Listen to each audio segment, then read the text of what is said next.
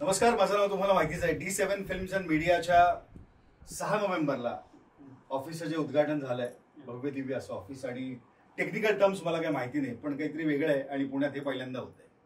आपल्याला फक्त बोलता येतं, टेक्निकल टर्म्समध्ये आपण जातो. अनेक पाहुणे येत आहेत. माझा मित्र आणि D7 फिल्म्स अँड मीडियाचा CEO दिनेश पवारला शुभेच्छा देण्याकरता. तुम्ही त्याचे आत्तेभाऊ आहात, कैलास सोनवणे. नमस्कार. तुमचा फार मोठा वाटा. आणि वहिनी नमस्कार. तुला पण आराध्या नमस्कार. क्या बात है, तू मला हात न मिळवून नाही बस म्हणजे.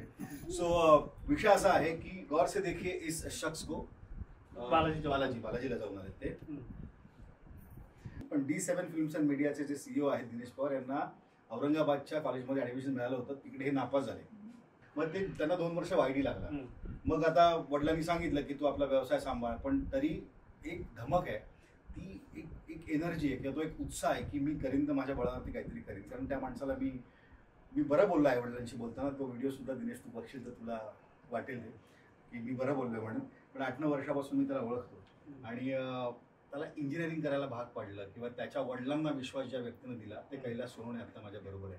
बहिणी, तुम्हाला पण असाच विश्वास देतात? फक्त विश्वास देतात ना, तुम्ही ठेवतात का विश्वास?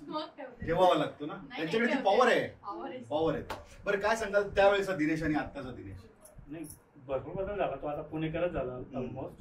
त्यावेळी सरांनी नाही समजलं होतं की पाठवून द्यायचं. त्यानंतर पाठवा, बघू आपण काय करू. आपण त्याला मॉडेलला घेतला, पुराणिक सर होते त्याला. पण मग नंतर त्याने केलं, पास झाला. पण ते इंजिनिअरिंग पूर्ण केल्यानंतर तुम्हाला कळलं का तो निर्णय त्याचा, मी फिल्म्स, मीडिया, इव्हेंट्स वगैरे मध्ये जाणार आहे? हा, तो बोलला होता मला.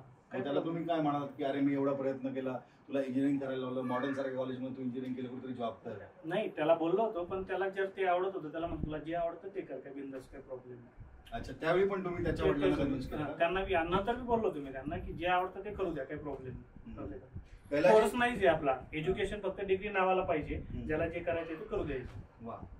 कैलासजी स्वतः हवामान विभागामध्ये शास्त्रज्ञ, क्लायमेट सायंटिस्ट आहात तुम्ही, क्लायमेट चेंज सायंटिस्ट आहात.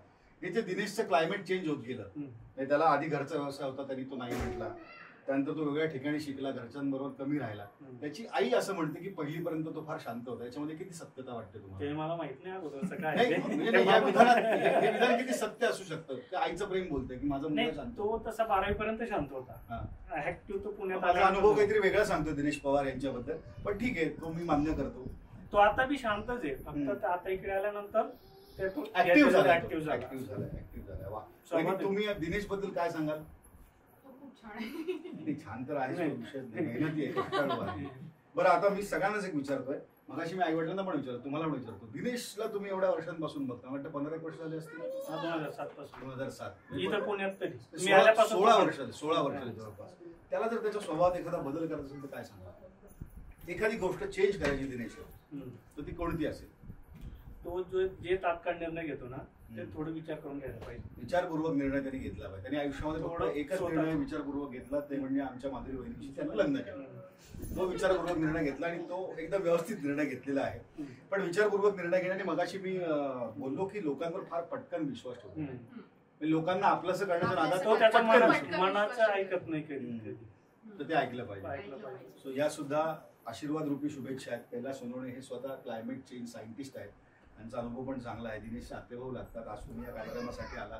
दिनेशची एखादी आठवण तुम्हाला आठवते एखादी? कारण तुम्ही रूममेट्स होतात ना? हो, रूममेट. तुम्हाला बरोबर राहायचं. गावातली आठवण आहे ऍक्च्युली. दिवाळीला आला होता का याला होता, मला वाटतं रोडला आलेला होता. गावात पाणी नाही, गावात पहिलेच पाण्याचा प्रॉब्लेम होता.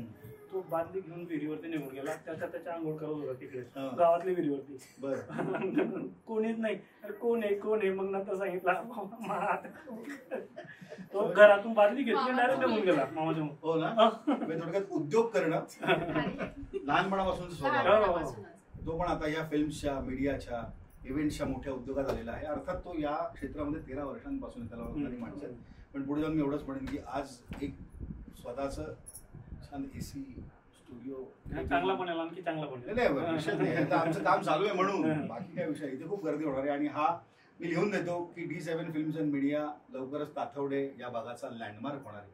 इधर आहे D7 फिल्म्स मीडियाच्या ऑफिस आहे. सो लँडमार्क नक्की होणार. सो कैलासजी, तुम्ही बोललात, वेळ दिलात त्याबद्दल धन्यवाद.